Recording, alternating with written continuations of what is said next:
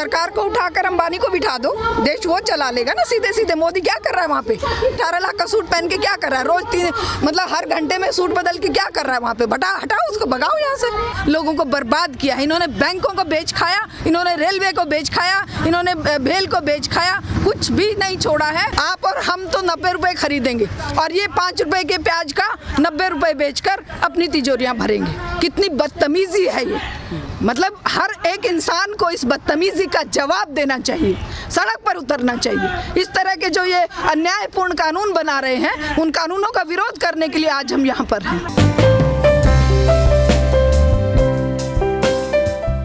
सरकार से जैसा कि आप सभी दिन प्रतिदिन देख रहे हैं, कोरोना को एक अवसर जानकर 8 महीने से सरकार एक के बाद एक, वैसे तो 2014 से ही, लेकिन ये जो स्पीड अप किया है जन विरोधी कानूनों को लागू करना, ये 2019 की मई के बाद जब ये दोबारा सत्ता में आए हैं तब से लेकर अब जब कोरोना पीरियड शुरू हुआ है मार्च से, तब इन्हें एक सुनहरा अवसर मिल गया है। चाहे वो शिक्षा नीति हो, चाहे वो किसान बिल हो, चाहे वो मजदूरों के बिल हो, चाहे वो महंगाई की बात हो, चाहे पेट्रोल डीजल के भाव बढ़ाने की बात हो, चाहे वो आम जनता के जीवन को दुरूह करने की बात हो, ये सरकार उसको एक अवसर मान रही है कोरोना काल को।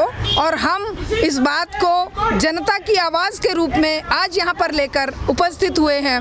ये हमारा लगातार 3 महीने से कार्यक्रम चल रहा है। हर एक चीज़ को, रेलवे के निजीकरण जो कि पूरे वर्ल्ड में फेमस था कि भारतीय रेल जिसके ऊपर रिसर्च करता था विश्व, जहाँ यूनिवर्सिटीज़ में एक स्पेशल चैप्टर होता था इंडियन रेलवे पे, जो इतना मुनाफे का और इतनी बड़ी जनसंख्या को रोजगार देने का संसाधन था, जो हमारे गरीब व्यक्ति के 200-250 रुपए की टिकट में वो अपने बिहार, पटना या असम तक के ट्रेवल कर लेता था, आज उसे पूंजीपतियों के हाथ बेचने का सुनहरा अवसर इस सरकार ने देखा है, जिसके लिए हम यहाँ पर अपनी ताकत लगाकर और जनता को जागरूक करने के लिए कि ये कोई परमानेंट चीज़ नहीं है कि ये जो करेंगे और तुम लोग झेलोगे, ये कोई सामंतशाही नहीं है, ये कोई राजतंत्र नहीं है, ये एक डेमोक्रेसी है। यहाँ चुनी हुई सरकार है।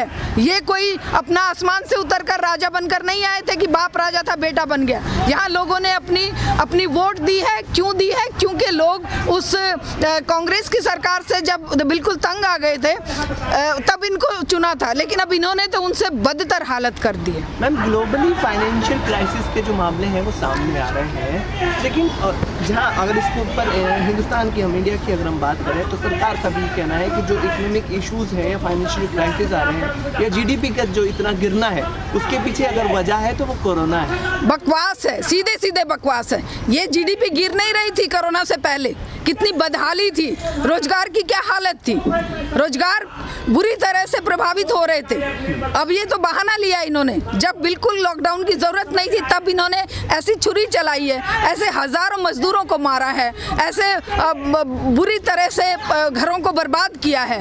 बहाना लिया इन्होंने। जीडीपी कोरोना के मारे डाउन नहीं हुई है, जीडीपी तो ऑलरेडी डाउन थी। लोगों की, देशों की जीडीपी थोड़ी बहुत या नीचे गई है, लेकिन इतनी बर्बादी देशों ने अपने लोगों को बचाने के लिए, उनके रोटी रोजी के साधनों को सुरक्षित रखने के लिए बेरोजगारी भत्ते दिए हैं, कोरोना के लिए लोगों के अकाउंट्स में पैसे डाले हैं। और इन्होंने क्या किया है? लोगों को बर्बाद किया है। इन्होंने बैंकों को बेच खाया, इन्होंने रेलवे को बेच खाया, इन्होंने भेल को बेच खाया, कुछ भी नहीं छोड़ा है। इन्होंने लगातार इस तरह के कानून लाए हैं जिससे कि वो जो 10-20 घराने हैं वो पूरी तरह से हमारे पूरे देश की असेट्स पर काबिज हो जाएं, और फिर हमारा जो मजदूर वर्ग है, किसान वर्ग है, महिलाएं हैं, दलित या अल्पसंख्यक हैं, वो इनके गुलाम बनकर इनकी सेवा करें। ये क्या है? इनकी गिरावट की मतलब इंतहा है। इससे नीचा कोई गिर नहीं सकता, इंसान तो कोई गिर नहीं सकता। ये अगर इंसान के दर्जे से नीचे हैं तो ये गिर रहे हैं, हर बात में गिर रहे हैं, किसानों को बर्बाद कर रहे हैं। आप देख रहे हैं किसानों को 10 रुपए 5 रुपए किलो प्याज मारा फिर रहा था 1 महीने पहले, आज वो किस भाव है? 90 रुपए है। जब वो चला गया इनके गोडाउन्स में, जब इन्होंने वो एक कानून ला कर कि वो जो जमाखोरी का जो कानून लाए कि भाई कितना भी जमा कर सकते हैं, कौन जमा करेगा? एक किसान का 2 कमरों के घर में वो कितना प्याज या कितना अपना जीन्स जमा कर लेगा? वो तो सारे का सारा इनके कोल्ड स्टोरेज में टाटा, बिरला, अडानी, अंबानी, गोयंका, सिंघानिया, बजाज, मित्तल इनके घर जाएगा ना, इनकी तिजोरियां भरेगा ना। आप और हम तो 90 रुपए खरीदेंगे और ये 5 रुपए के प्याज का 90 रुपए बेचकर अपनी तिजोरियां भरेंगे। कितनी बदतमीजी है ये! मतलब हर एक इंसान को इस बदतमीजी का जवाब देना चाहिए, सड़क पर उतरना चाहिए। इस तरह के जो ये अन्यायपूर्ण कानून बना रहे हैं, उन कानूनों का विरोध करने के लिए आज हम यहाँ पर हैं। मैम, श्रम कानून से लेकर कृषि कानून तक तमाम चीज़ों पर लोग सड़कों पर हैं। शायद ही कोई ऐसा लो या ऐसा कोई जो है बिल रहा होगा जिस पर कंट्रोवर्सी ना हो, सालों में ना हुई हो। किस तरह की ये चीज़ें हैं, क्या करने की कोशिश है, क्या गृह युद्ध की तरफ धकेलने की कोशिश तो नहीं की जाए? देखिए, ये धकेला ना धकेले लेकिन देश जा रहा है। क्यों जा रहा है? असल में इनका उद्देश्य था कि दो इनके एजेंडा थे। 2019 के चुनाव में 2 एजेंडा लेकर ये आए थे। एक एजेंडा था हिंदुत्व का, दूसरा एजेंडा था इनका पूंजीपतियों की तिजोरियां भरने का। क्योंकि 30,000 करोड़ रुपए जब चुनाव में दे रहा है कोई ने, तो वो कोई मामा लगते हैं इनके कि वो कहेंगे कि ले भाई तू जीत ले और फिर तू अपना काम चाहिए। वो तो कह रहे जीत ले तू, 30,000 करोड़ का मुझे 3 लाख करोड़ जब तक नहीं लौटाएगा तब तक हमारा कोई दोस्ती नहीं है। तो 3,000 करोड़ क्या, मतलब 3 लाख करोड़ क्या, 30 लाख करोड़ क्या, ये तो पूरे देश को बेच रहे हैं। अभी कल ही कोई एक मैं वीडियो देख रही थी कि एमसीडी के जो दलित भाई अपनी रोटी रोजी कमा रहे हैं, वहाँ पर भी प्राइवेटाइज करने जा रहे हैं पायलट प्रोजेक्ट के रूप में। दक्षिणी एमसीडी के एक एरिया को, एक ब्लॉक को ये अभी प्राइवेट एजेंसी को सौंप रहे हैं सफाई कर्मचारियों की। अब बताइए, वो सफाई कर्मचारी जो बेचारे गटर में उतरकर सफाई करके अपने पेट भर रहे थे, रोटी रोजी कमा रहे थे, उसको भी कंपनियों को सौंप कर ये उनके पेट पर लात मार रहे हैं। कहाँ क्या छोड़ रहे हैं? कुछ नहीं छोड़ रहे। मुझे लग रहा है आने वाले सालों में ऑक्सीजन के सिलेंडरों को भी ये कहेंगे अपने कंधे पे जो खरीदेगा डालेगा, और वो ये हवा भी हमारी है, ये हवा भी पूंजीपतियों की है। पानी को तो कर ही रखा है, पानी का तो कर ही दिया है प्राइवेटाइजेशन, ये हवा को भी नहीं छोड़ेंगे। आप निजीकरण की बात कर रहे हैं मैम, लेकिन सरकार का पक्ष है कि निजीकरण से एक अच्छी सर्विस, बेहतर सुविधाएं मिलेंगी, रोजगार मिलेगा और लोगों को अवसर मिलेगा। बहुत अच्छा रोजगार मिलेगा। आप देख रहे हैं ये जो दिल्ली डेसू जब था, जो बच्चा, जो युवा 50,000 60,000 में नौकरी ज्वाइन करता था, आज वो कितने में कर रहा? 8,000 में। कितना बढ़िया रोजगार है। जहाँ 10 आदमी काम कर रहे थे वहाँ कितने बच्चों को लगा रहे हैं? 2,000। काम भी नहीं करता ना, उसका रिजल्ट तो नहीं निकलना ना। काम करवाना किसकी जिम्मेदारी है? सरकार की। सरकार की जिम्मेदारी है ना। अगर सरकार निकम्मी है तो सरकारी डिपार्टमेंट उससे डबल निकम्मे होंगे। जब सरकार निकम्मी है तो सरकार को ही प्राइवेट कर दो ना, सरकार को उठाकर अंबानी को बिठा दो, देश वो चला लेगा ना सीधे सीधे। मोदी क्या कर रहा है वहाँ पे? 18 लाख करोड़ का सूट, 18 लाख का सूट पहन के क्या कर रहा है? रोज मतलब हर घंटे में सूट बदल के क्या कर रहा है वहाँ पे? हटाओ उसको, भगाओ यहाँ से। किसी को भी मंत्री रखने की जरूरत नहीं है, कुछ भी करने की जरूरत नहीं है, प्राइवेट कर दो सरकार को भी। अगर सरकार निकम्मी है, वो हमारे सरकारी डिपार्टमेंट्स को नहीं संभाल सकती जो कि मुनाफे के थे। हमारा ये था हमारा जीवन बीमा निगम, LIC, सबसे ज्यादा मुनाफा, सारे का सारा देश का खर्चा उससे चल रहा था, रेलवे से चल रहा था। कितने सारे ऐसे डिपार्टमेंट थे जिनसे हम लोगों का पूरा विश्वास था। हम प्राइवेट में नहीं करते थे, हम कहते थे नहीं LIC बहुत पुराना और बहुत देश के हित में काम कर रहा है। रेलवे क्या है भाई? रेलवे में चलो भाई, हम अगर टिकट लिया और हम ट्रैवल नहीं किए, पैसा गया, कोई बात नहीं, क्योंकि वो देश के काम आ रहा है। अब क्या होगा? 250 की टिकट हो गई वो, अब 1,000 की। कोई गरीब ट्रैवल कर पाएगा? ये क्या ये सर्विस दे रहे हैं? ये गला काट रहे हैं। सर्विस देती है जनता की सरकार चुनी हुई, जो अगर निकम्मी, नाकारा और जो कमीशन एजेंट ना हो, ये बन गए कमीशन एजेंट कि तुम हमें चुनाव में पैसा दो और हम तुम्हारी सेवा के लिए तुम्हारे जर खरीद गुलामों की तरह जो कहोगे वो बेच देंगे। वही तो बेच रहे हैं। अभी सेल लग रही है, सेल लग रही है किसकी? हमारे सारे सार्वजनिक प्रतिष्ठानों की। 16 नवंबर तक इन्होंने भारत पेट्रोलियम को, भारत अर्थ एंड मूवर्स को और 3-4 और डिपार्टमेंट्स उनको बेचना है। जानते हैं कितने? 39,000 करोड़ में केवल ये बेच रहे हैं। किसको? हमारे भारत पेट्रोलियम को, जिसकी कि करोड़ों की असेट्स, करोड़ों मतलब लाखों करोड़ की असेट्स है, और जिसका लाखों करोड़ का पर डे का इनकम है, उसको ये खाली 39,000 करोड़ में बेच रहे हैं। एक एक चीज का अगर आप देखें ना, खून खौल उठता है, क्योंकि ये जनता की मेहनत से खड़े हुए हैं। ये इनके बाप दादों ने खड़े नहीं करे, तो अंग्रेजों की गुलामी कर रहे थे, तो कह रहे थे अंग्रेज मत जाओ, जब तक हिंदुस्तान हिंदू राष्ट्र ना बने तब तक तुम यहाँ से मत जाओ। आज ये उस मेहनत को, जिस जनता ने मेहनत करके, एक एक मजदूर ने, एक एक इंजीनियर ने, एक एक डॉक्टर ने, एक एक साइंटिस्ट ने अपना जीवन लगाया है, और आज ये उसको कौड़ियों के मोल, ये पूंजीपति इंतजार कर रहे थे, ये सौदे कर रहे थे। सौदे करे पहले कांग्रेस से 1991 के बाद इन्होंने देखा कि सौदे में कुछ कमी रह रही है। अब धीरे धीरे इन्होंने इसको अपने पूरे फेवर में लेकर और एक ऐसी सरकार बिठाई है जो केवल इनके इशारों पर नाचे।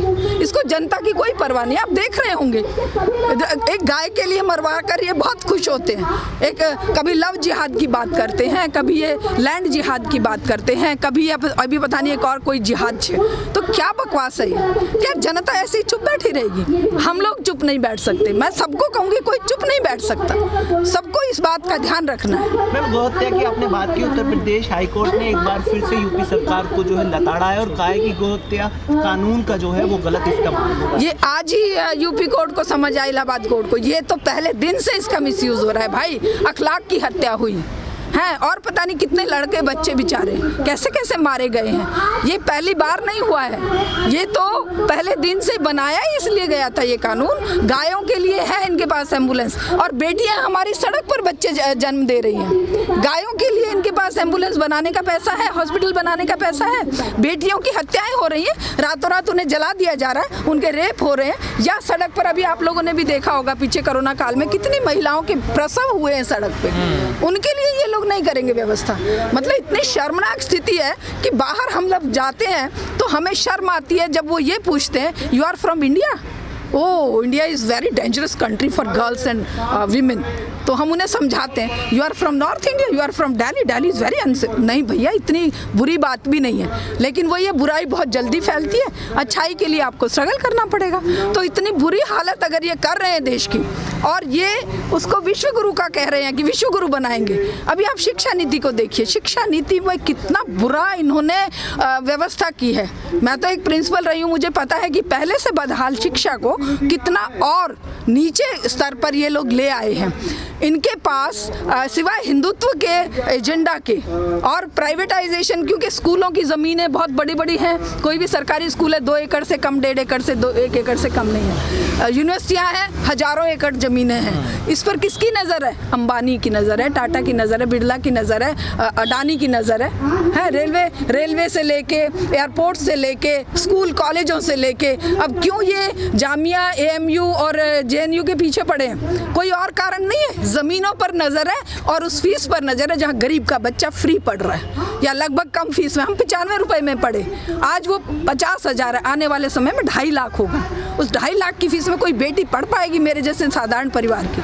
कोई प्रिंसिपल की पोस्ट तक पहुंच पाएगी? बिल्कुल नहीं पहुंच सकती। क्यों? क्योंकि ये चाहेंगे ही नहीं। ये चाहेंगे उनको जो इनकी गिनती के लोग इनके पैसे देकर अपनी सीटें खरीद लेंगे, कॉलेज ख़त्म, सब कुछ ख़त्म, ऑनलाइन शिक्षा के नाम पर वो अश्लीलता सब बच्चे देखेंगे, वो अपना थोड़े से ही समय में मजदूरी की तरफ चले जाएंगे। ये कर रहे हैं। हाँ, आपने बेरोजगारी की बात की। बिहार में यही सरकार जो है, बीजेपी सरकार 19 लाख रोजगार की बात कर रही है। ये रोजगार देंगे ना, पकौड़े तलने का रोजगार, ये रोजगार देंगे। आपका ये जो गौरक्षक बना रही रोजगार ही तो दे रखा है। कांवड़ियों को कंधे पे वो शिव जी को जल चढ़ाने के लिए, या 8 धाम की यात्राएं, 5 धाम की यात्राएं, ये इसको रोजगार कह रहे हैं। ये इसी तरह के रोजगार देंगे। ये कोई भी देखिए 12 लाख टीचर की पोस्ट खाली है। क्या ये अपॉइंटमेंट की बात नई एजुकेशन पॉलिसी में कर रहे हैं? नहीं कर रहे हैं। ये क्या कह रहे हैं, हम ऑक्सफोर्ड, कैम्ब्रिज और वो 200 यूनिवर्सिटियों को बुलाएंगे विदेश से। अरे यहाँ की यूनिवर्सिटियाँ तुमसे संभल नहीं रही हैं। यहाँ लड़के बच्चे PhD करे, गोल्ड मेडलिस्ट धक्के खाते घूम रहे हैं। ये कह रहे हैं हम बाहर से फैकल्टीज़ बुलाएंगे। मतलब एक एक चीज़ का अगर आप विश्लेषण करें ना, लेकिन दुख की बात यह है कि समाज सोया पड़ा है और हमारा काम इस समाज को जागरूक करना है। और मैं आप लोगों से, युवाओं से ये अनुरोध करूंगी, और ये मतलब आपका फर्ज है, वरना भगत सिंह वाली बात है। जब भगत सिंह को लोगों ने कहा कि तुम क्या कर लोगे, बोला हम अपना ऐतिहासिक दायित्व निभा रहे हैं। वो दायित्व हम सबका बनता है, वरना आने वाली पीढ़ियां हमें माफ़ नहीं करें।